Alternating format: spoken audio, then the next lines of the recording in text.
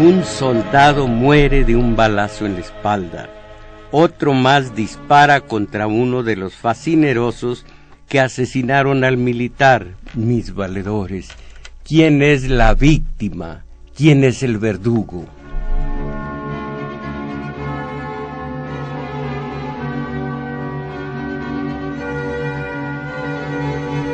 En esta ocasión los agentes del crimen, los miembros del ejército y los derechos humanos, en funciones de policía y en su lucha contra los criminales, perpetra el ejército violaciones a los derechos humanos y las garantías individuales. De ser este el caso, ¿quién es, en último caso, y conforme a la escala jerárquica, el responsable directo de semejante situación? Siendo el ejército una de las últimas instituciones que ante la comunidad conservaba honor y dignidad intachables, ¿a quién corresponde la responsabilidad de desnaturalizar o de haber desnaturalizado, a seguir desnaturalizando a las instituciones castrenses y la institución, y la haya orillado a arriesgar presencia y prestigio antes, todavía hace unos años, irreprochables? ¿Quién es el responsable? ¿Quién?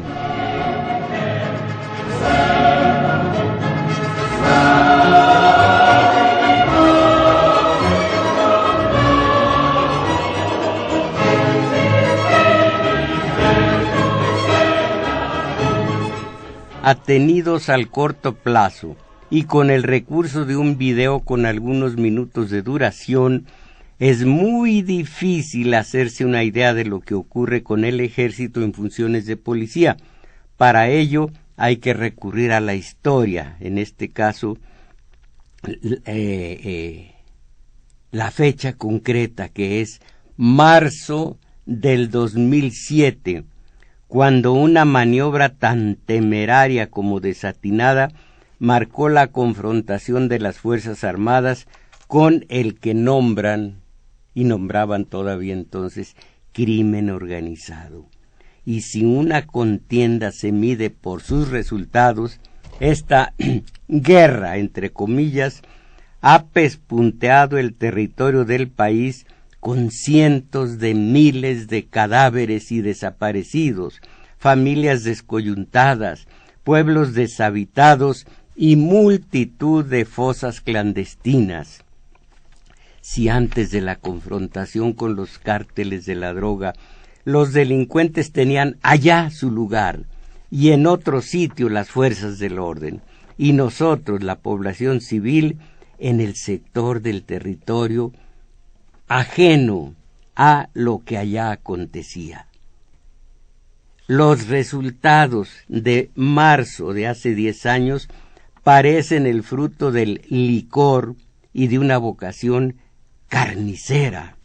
Hoy, entre espeluznos y terrores de la población, dos secciones de los medios de acondicionamiento social se han tornado los opiáceos de mediocres y pobres de espíritu: la nota roja y el fútbol y la nota roja. ¡Ah, México! ¿Qué opinan a propósito todos ustedes? Creo que no tenemos los datos suficientes, ¿sí? Sí, los que haya. A ver. Sí, maestro. Los invitamos a que participen, a que llamen. Aquí el compañero... ya se me olvidó el nombre del compañero que nos está auxiliando. Crescencio Suárez, el ínclito, el benemérito, Crescencio Suárez. Sí, maestro. Pues esta es la seña telefónica, o el número telefónico: 55 36 89 89.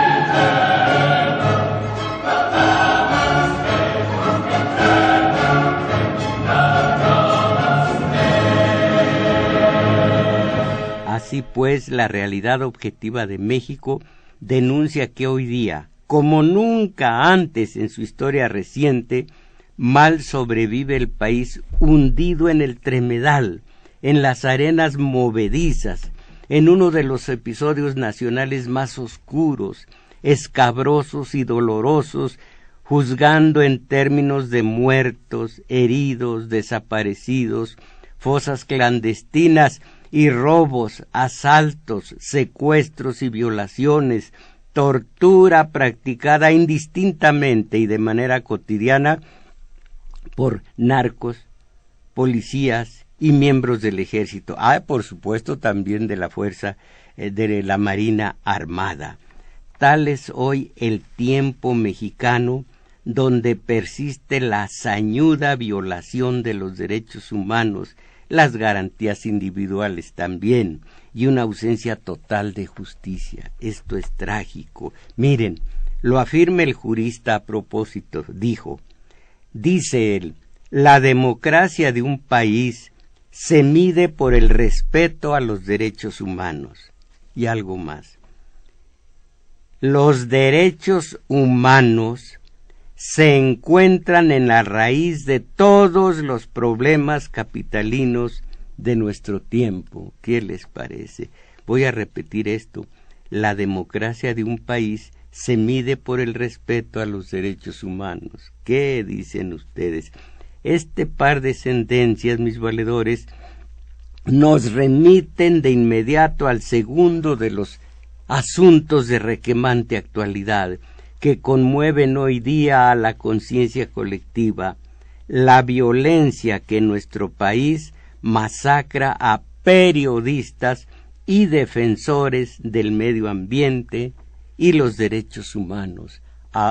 Dejo de lado todo lo que tenía para hablar de la historia del ejército mexicano desde la fecha antes citada de del 2007, en marzo del 2007, para abocarme, esto lo dejo de lado, para abocarme a el asesinato de periodistas. Y si dicen ustedes, pues allá ellos, esto no me incumbe, no es de mi responsabilidad, o no me afecta, nos afecta y mucho a los lectores de periódicos, a los que miran las noticias en la de plasma, a los que lo escuchan en la radio, porque cada vez más se limitan por cuestión de sobrevivencia los periodistas en sus notas respectivas. Tienen fuego amigo por parte del poder, por parte del gobierno, y tienen fuego que debería ser también amigo, porque somos seres humanos todos, pero es enemigo, que es el de los cárteles de la droga. Entonces el periodista va reduciendo su radio de acción, y hay algunas noticias que ya no se atreve a publicar por miedo a ser perjudicado en su vida, en la de sus familiares y demás. Y entonces esa relativa, muy relativa y aun embustera libertad de expresión que depende de los dueños de los medios, de los dueños de la tele, del periódico, de la radio, esa, repito, relativa libertad de expresión se reduce todavía más, porque ahora no se trata de que lo soporte, lo admita el dueño de la tele, de la radio, del periódico, de la revista, sino que también lo admitan los jerarcas del narcotráfico. Así que afecta y mucho el ataque a los periodistas este asunto de la libertad de expresión, entre comillas. Voy a decir a ustedes algunas notas y luego a ver si alcanzo a transcribir para ustedes un artículo entero de Adolfo Gili que, apartándose un poquito del tema, es importantísimo y es la tesis que ha sostenido conmigo el maestro desde hace muchos ayeres. Escuchen esto.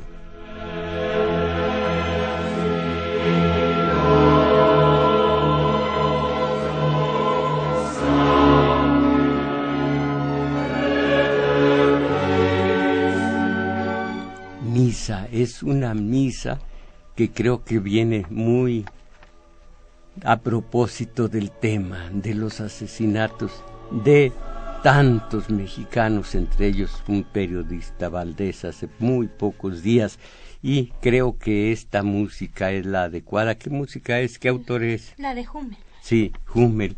Es Johann Nepomuceno. Caramba, tan hermosa música y el nombre. Bueno, Johann Nepomuceno Hummel. Entonces dice Francisco Garfias que la Organización Mundial de la Salud publicó anteayer números de homicidios en México. Según esto, según la nota publicada en el portal de un matutino, Reforma, en el promedio mundial de asesinatos, miren ustedes, el promedio mundial de asesinatos es 6 por cada 100,000. 6 asesinatos por cada 100,000 habitantes de ese territorio.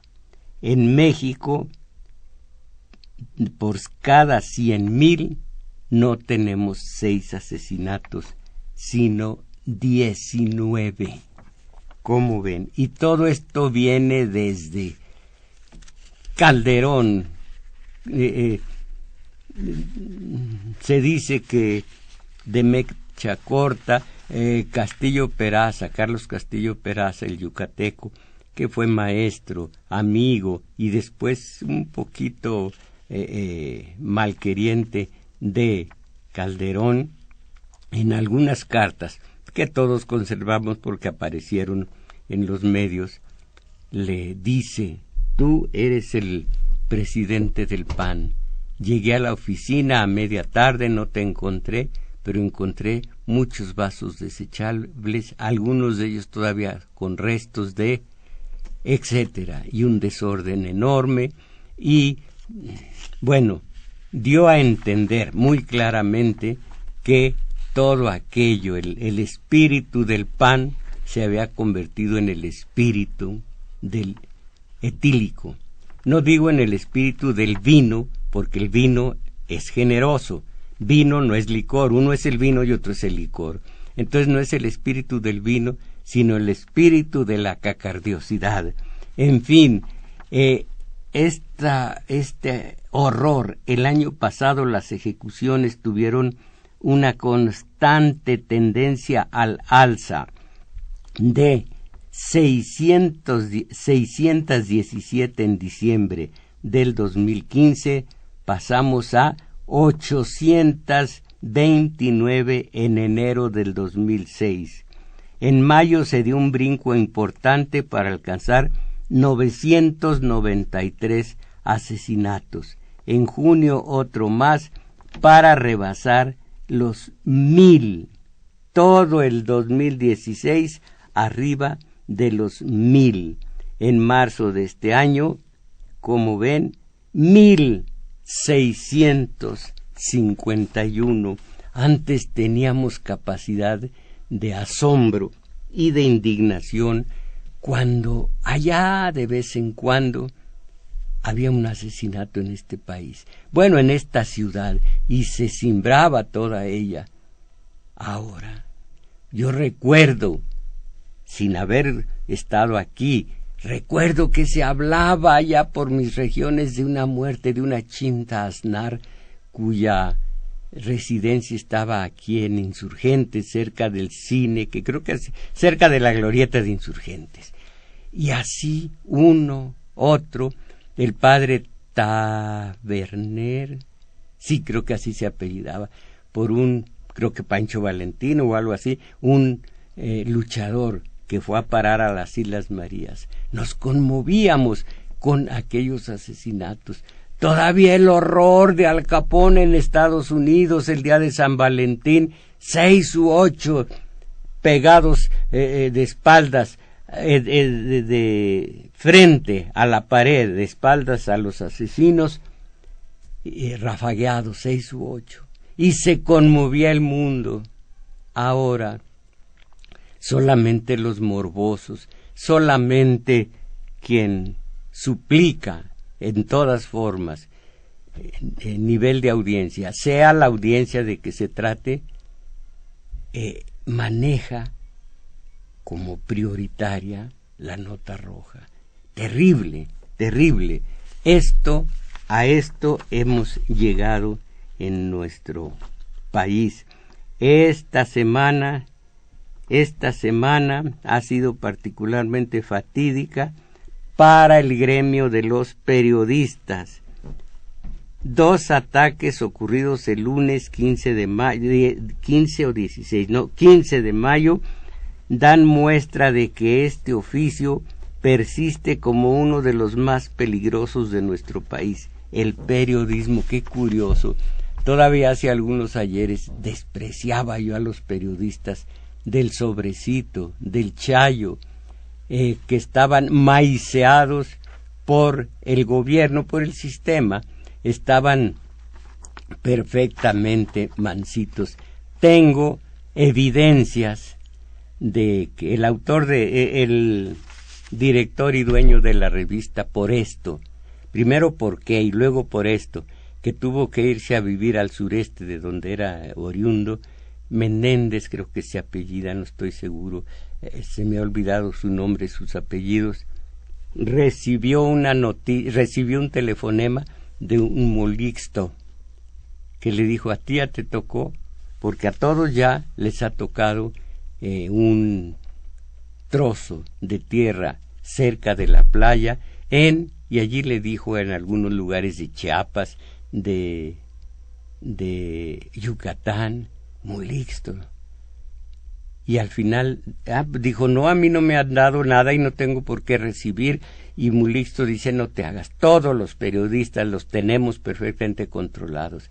Y aclara el periodista por esto y de por qué el anterior, que Molixto, así le llamaban a un tal Luis Donaldo Colosio, jerarca del Revolucionario Institucional.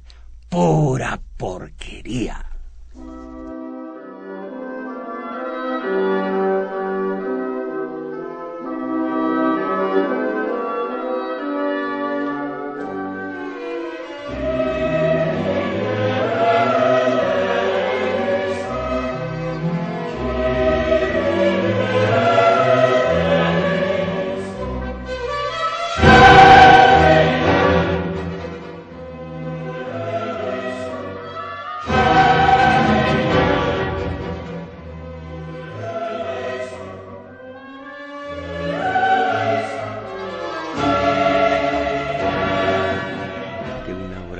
De domingo 7, pero en fin, esta semana Javier Valdés Cárdenas, el periodista, cayó cuando un grupo de hombres armados le disparó a pocos metros del semanario Río 12, del cual fue uno de los fundadores.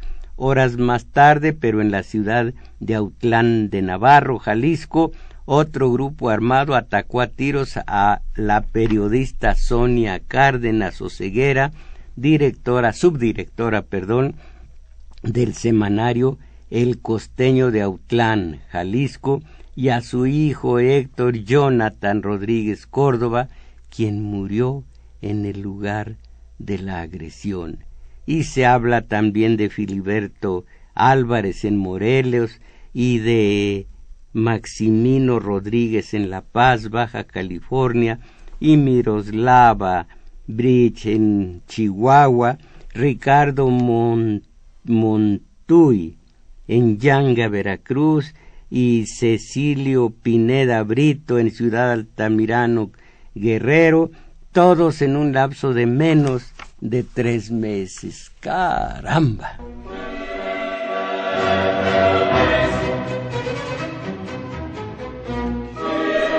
Bueno, pues aquí esperamos sus mensajes. Tenemos aquí en el teléfono, en los teléfonos, al compañero Carlos Valencia, y también él está haciendo funcionar este aparatito, esta cámara, para que quede el video como constancia de lo que aquí se dice y que pueden ustedes revisar, leerlo, porque el mismo Carlos Valencia se encarga de subirlo, si es que así se dice, a la página valedor.org. Sí, maestro. El número telefónico 55 36 89 89.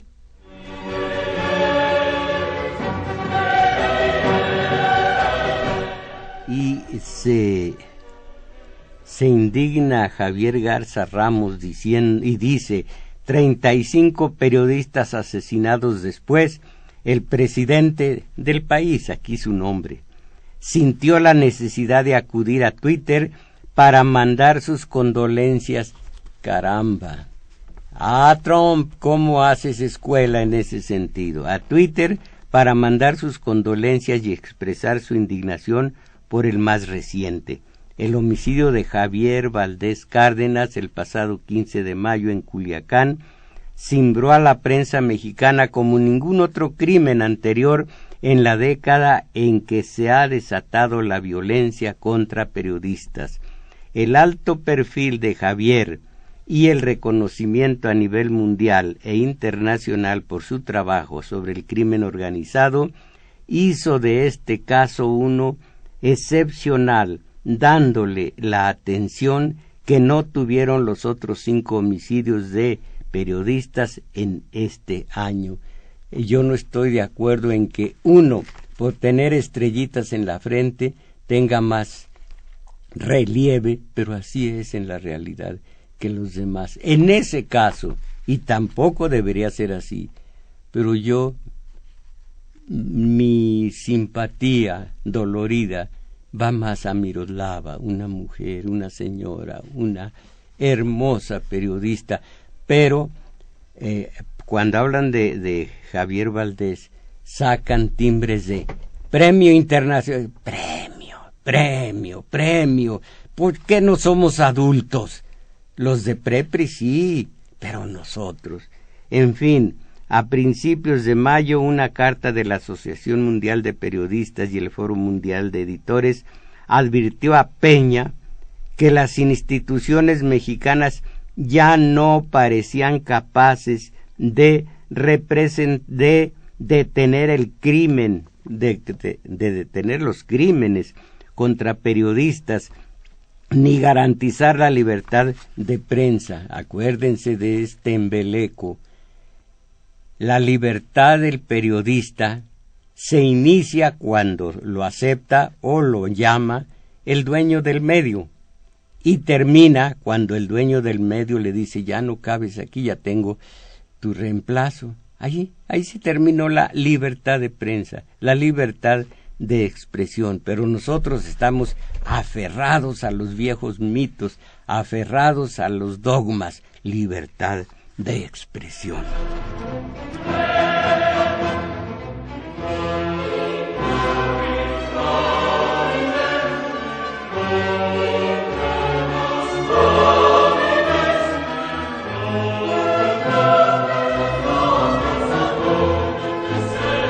Y que en México no hay garantías para la libertad de prensa y a la autoridad no le interesa castigar a quien la dañan. A la autoridad no le interesa porque la autoridad piensa que esto no debe escribirse así. A la autoridad no le interesa. ¿Qué sabemos de la autoridad? Ellos piensan que, ¿cómo sabemos que piensan así? Dirán por sus hechos, pero yo no me atrevo a decir que a la autoridad no le interesa porque no estoy adentro de la pelleja de esa autoridad. No le interesa castigar a quienes la dañan. Un solo dato que por sí solo revela la incapacidad, eso sí, del gobierno de Peña para hacer frente al problema. Cada año de su mandato ha cerrado con más periodistas asesinados que el año anterior. 4 en el 2013, 6 en el 14, 7 en el 15, 12 en el 16 y 6 en lo que va del 2017. El aumento solo se explica por la impunidad. Como decía mi nina allá en mi pueblo, Asina, sí, la realidad muestra esto, pero la subjetividad no les interesa o piensan que eso no.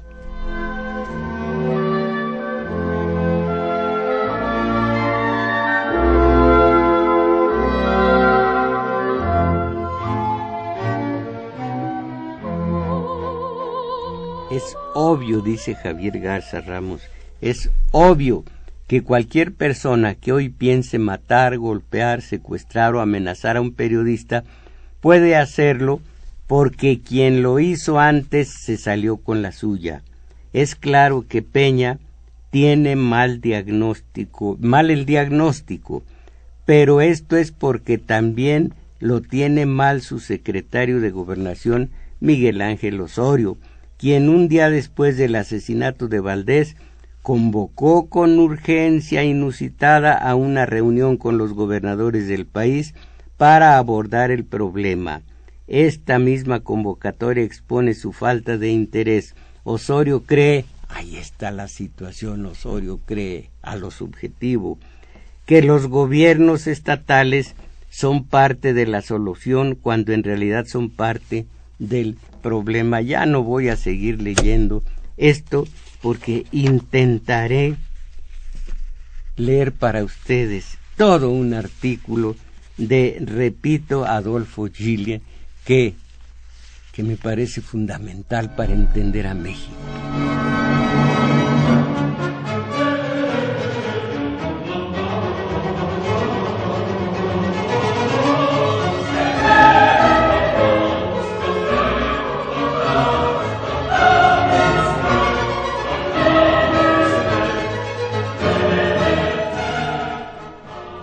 La violencia que en México no se envuelve sin ley y sin piedad se desencadenó, como un turbión que recorre tierras, aguas, aire, todo el territorio de la nación, cuando la casta gobernante, ellos, como los llama el pueblo, se jugó a los azares del mercado financiero mundial, por definición, sin otra ley que la ganancia, aquí está la situación, la ganancia, lo que era el corazón y el alma de la Constitución de 1917. El artículo 27, piedra angular de toda la estructura jurídica alzada por los constituyentes de aquellos años de fuego, este artículo en su versión de 1917, establecía la propiedad originaria, inalienable e indivisible de la nación sobre el suelo y el subsuelo de todo su territorio. Esta estructura jurídica conceptual era heredera explícita de las ordenanzas de Aranjuez dictadas en 1783 por Carlos III, rey de España, según las cuales las minas en el subsuelo de la Nueva España podían ser concedidas para su explotación a particulares, pero sin separarse del real dominio. La nación mexicana fue la heredera universal de los derechos de la corona y del real dominio. El artículo 27 indicaba esta propiedad originaria como un elemento constitutivo de la soberanía nacional, y así lo invocó el presidente Lázaro Cárdenas en 1938 como sustento jurídico inalienable de la expropiación petrolera y la reforma agraria ejidal. En esta arquitectura jurídica y conceptual, suelo y subsuelo son propiedad de la nación, mientras el campesino ejidatario detenta la tenencia y el capitalista solo la concesión, mientras la renta agraria y renta minera toca a la nación. Era el sustento material y jurídico de la soberanía nacional. Esta es nuestra casa y esta es nuestra ley, y una de las condiciones para su ejercicio sin hipotecas ni restricciones por la comunidad nacional como un todo y por el Estado que a esa comunidad pertenece y se debe.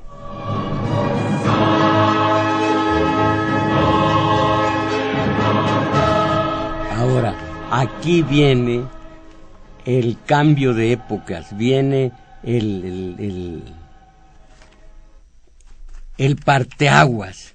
Comienza otro México a partir del mediocre de la Madrid, el primer mediocre de las cejas alacranadas, solo que él no mandó a asesinar, no mandó a arrasar pueblos, como otro mediocre de cejas alacranadas que fue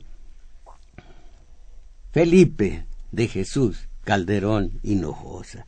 Bueno, entonces, desde el sexenio de Miguel de la Madrid, esta arquitectura jurídica fue destruida para abrir paso al gran dinero, al capital financiero, entonces emergente como la parte más dinámica y poderosa de los capitales nacionales, industriales, comerciales, agrarios.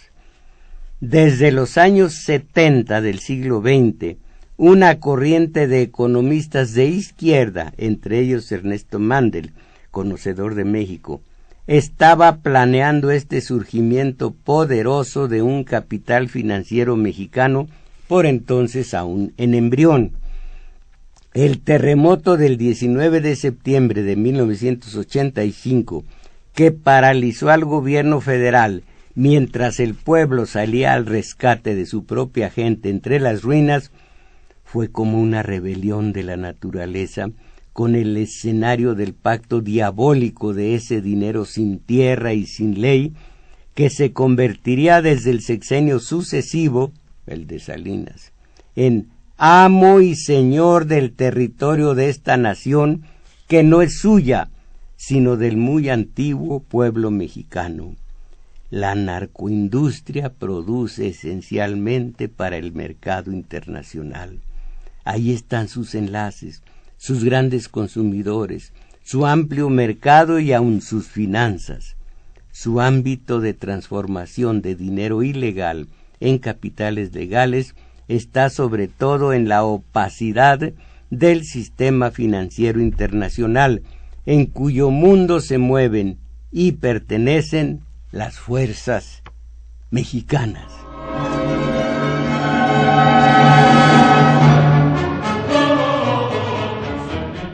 Perdón, me equivoqué, no las fuerzas mexicanas, las finanzas mexicanas. Como submundo ilegal y poderoso, necesita, igual que en Italia, en España o en Estados Unidos, una cobertura protectora en los mundos de la política y de la seguridad. Son múltiples los estudios y más aún las investigaciones noveladas que describen este universo. Nuestro colega del Astillero en la jornada habló en estos días por televisión de la gran descomposición nacional en que este entrelazamiento entre narcoindustria, finanzas, mercado y política nos ha sumido. Habló también de la subordinación de buena parte del periodismo a las imposiciones, las exigencias y los espacios de ese poder, siempre presente, siempre invisible, como una gran desgracia, como decía Pablo Neruda en aquellos entonces.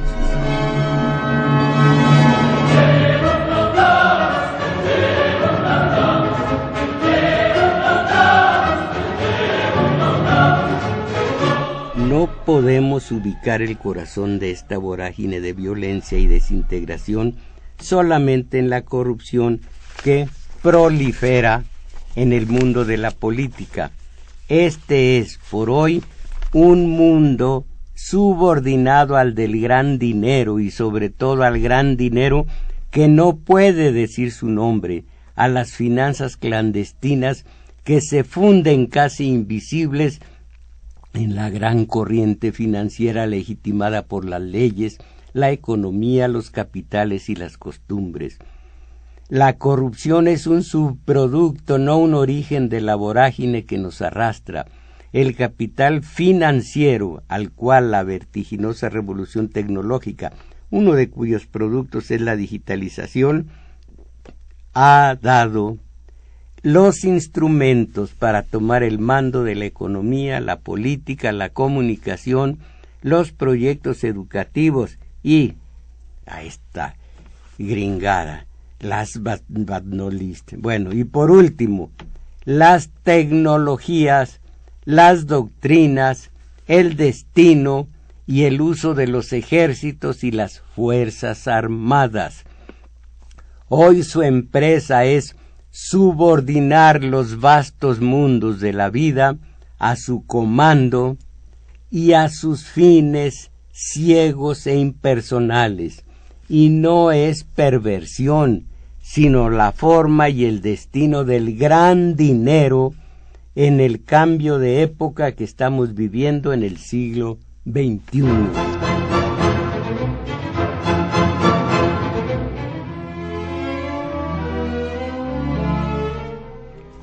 ¿Qué estaba indagando Javier Valdés cuando lo mataron?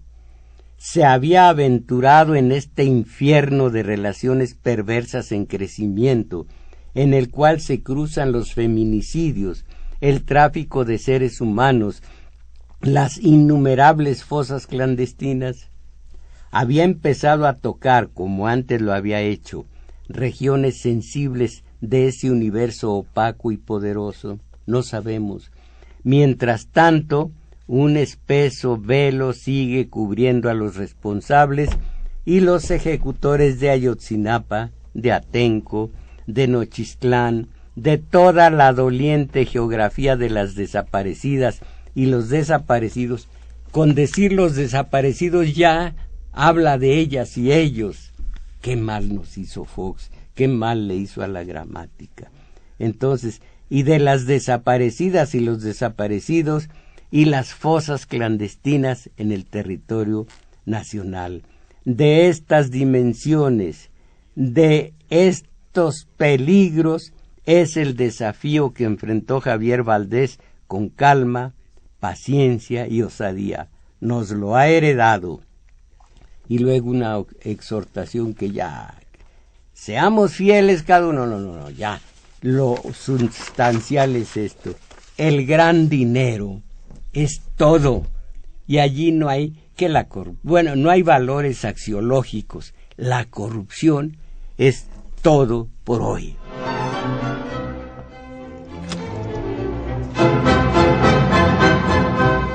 Perdón, no la corrupción, el gran dinero, todo por hoy.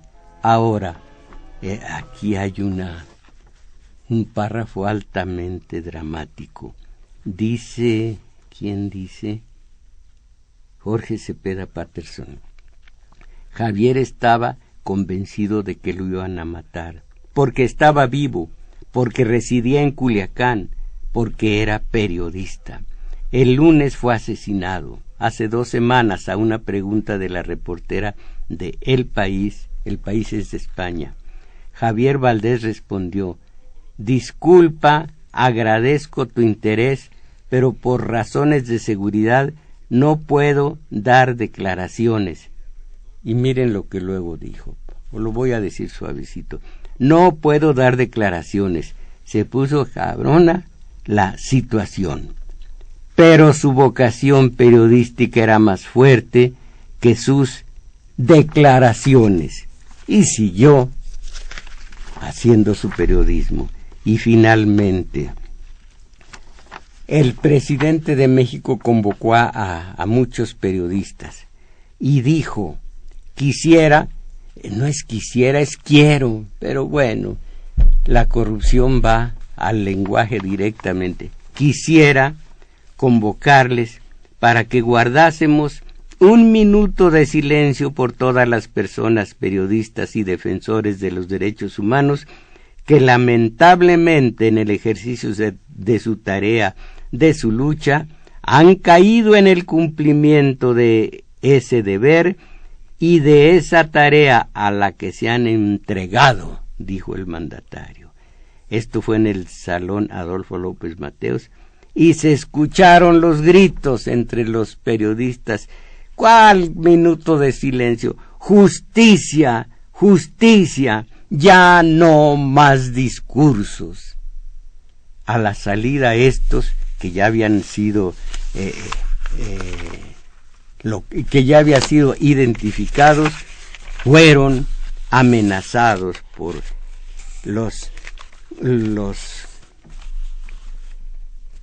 los guardianes de la seguridad del presidente, mis valedores.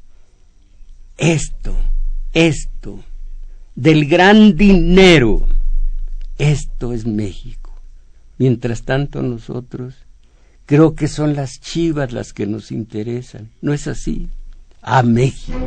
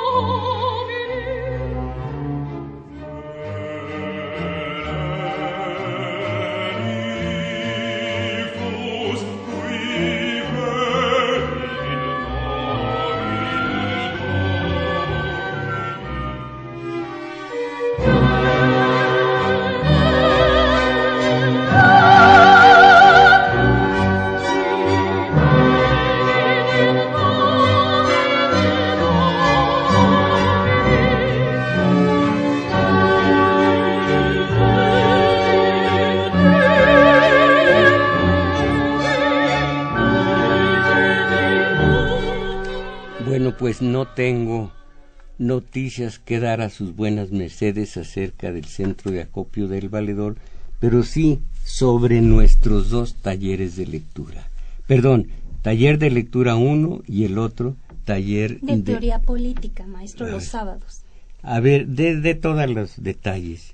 Sí, maestro, los sábados taller de teoría política de 11 de la mañana a 12 y fracción. Y los domingos, taller de lectura, 1 de la tarde, igual a 2 y fracción, en el Juglar. En el Centro Juglar. Cultural Juglar. Ninguno de los dos ha sabido pronunciarlo bien. El Juglar, Manuel M. Ponce, 233, Colonia Guadalupe Inn. Entonces ustedes ya saben. Y que en el Metrobús se bajan en Olivo, la estación Olivo, caminan hacia Revolución un par de cuadras largas y llegan a un parquecito, y en uno de los flancos del parque está el Juglar, Centro Cultural El Juglar. Sábados de 11 a 13 horas hablamos de teoría política y estamos viendo, ¿para qué les adelanto más que esto? Lo que es la fidelidad de los mártires que arrojó la revuelta cristera, que es mucho más importante de lo que nosotros creemos, de lo que a nosotros nos han hecho creer. Y Esto, teoría política, historia, siempre la historia por delante, si no, no entenderemos nada. Puro corto plazo nos deja en la oscuridad. Y el domingo, hoy, de 1 a 2 y fracción de la tarde, en otro sentido, para la vivencia, para la vida interior, para la sensibilidad, para la imaginación, nuestro taller de lectura. Ahora los mensajes, maestro. Sí. Manuel Rodríguez, el ejército desde Echeverría solapa al narcotráfico. Alfredo Encino, vivo en Ecatepec, en el municipio más violento. Nos hemos acostumbrado a los asesinatos, asaltos. A mí en particular me han asaltado a las 5 de la tarde en el autobús en donde viajo hacia mi trabajo. He presenciado asesinatos en la misma unidad. Siempre vamos a la deriva. Híjole, qué tremendo, con qué frialdad, cuánta impunidad.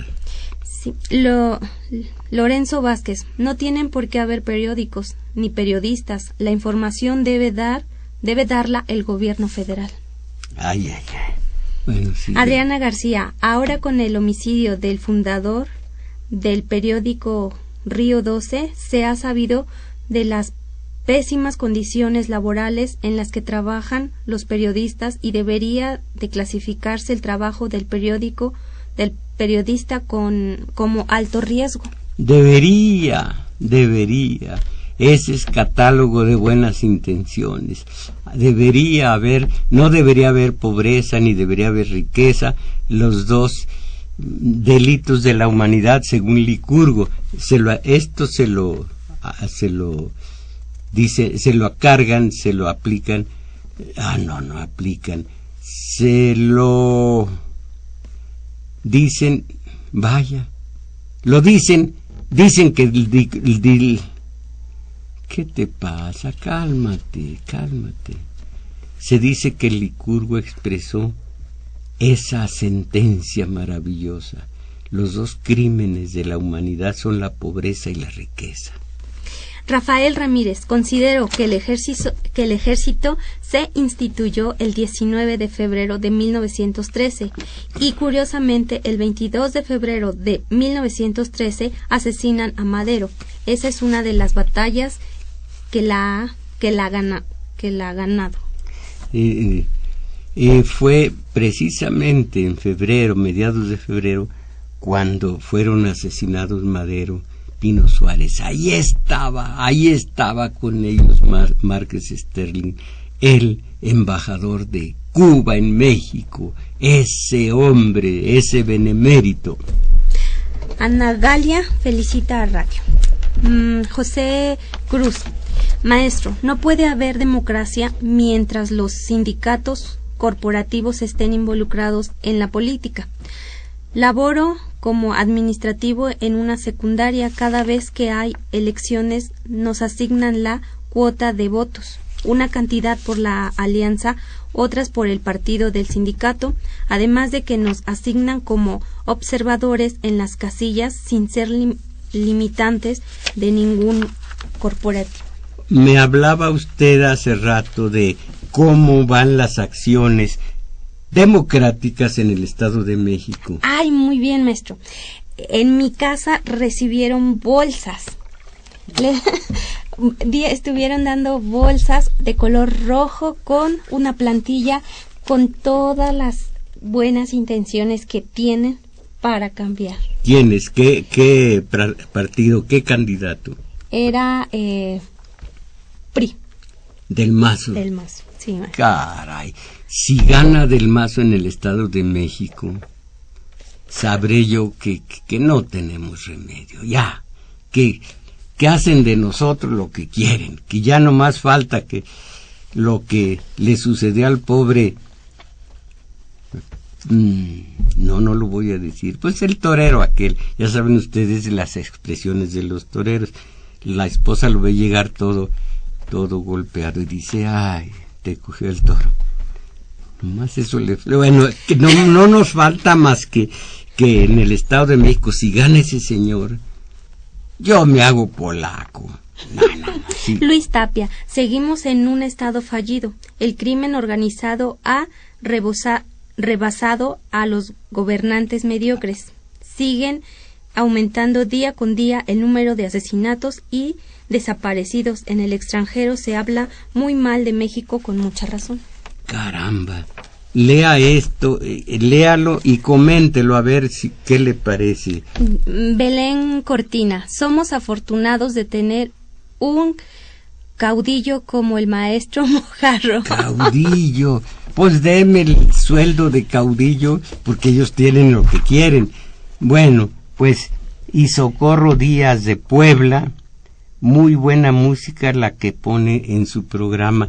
Acuérdense ustedes que hace poco nos criticaron porque ya no se usaba, ya no se escuchaba en nuestro programa el son de, por ejemplo, el siquicirí, el buscapiés, tantos sones de aquel entonces, sones veracruzanos. El buscapiés, que tenía detrás una leyenda preciosa, por aquello en el fandango, por aquello de las 2, 3 de la mañana, ya todos los asistentes con 5 o 6 toritos en el estómago. Torito es una bebida. Sí. Venía el buscapiés, que es un son arrebatador, y de pronto descubrían que uno de los mejores bailadores, con una de las mozas garridas más bellas de la entidad, empezaba a mostrar sus patas de cabra uno y de gallo el otro. Patas de gallo, uno las tiene aquí en la cara. Ellos, este bailador la tenía en lugar del pie. Y entonces se decía, ya está el malo bailando el buscapiés, y se le agregó una cuarteta, en este momento no me acuerdo, Ave María con, no me acuerdo en este momento de la cuarteta, pero se conjuraba al enemigo que había estado bailando. Y a mí me duele en la leyenda este detalle, porque tan sabrosamente que estaba el diablo bailando con la preciosa jarochita, y de pronto le quitan la malintención, coitus interruptus, Ave María, y sale destapado el diablo, y eso no me parece cristiano. Habría que dejar, sí, cómo no, habría que dejar que terminara el buscapiés y decirle correctamente al señor diablo, mire, usted no fue invitado, tómese un torito y Ave María, y ahora sí, total que de decir yo tonterías aquí le detengo y vienen los agradecimientos. Sí, maestro. Agradecemos su valimiento a Crescencio Suárez en los controles, a Juan Carlos Osornio en continuidad, y en los teléfonos auxiliaron Daniel Cruz, Carlos Valencia, que también grabó este video que ustedes pueden ver en la semana. Y recuerden que hoy, domingo, ustedes están invitados al taller de lectura, 1 de la tarde, el maestro Mojarro e Isabel Macías. Ahí los estaremos esperando. Y mis valedores, mírenlo en derredor, es una nata pestilente, la mediocridad. Mis valedores, a salir de ese subdesarrollo mental, el peor de los subdesarrollos, a salir de la mediocridad. ¡Ánimo!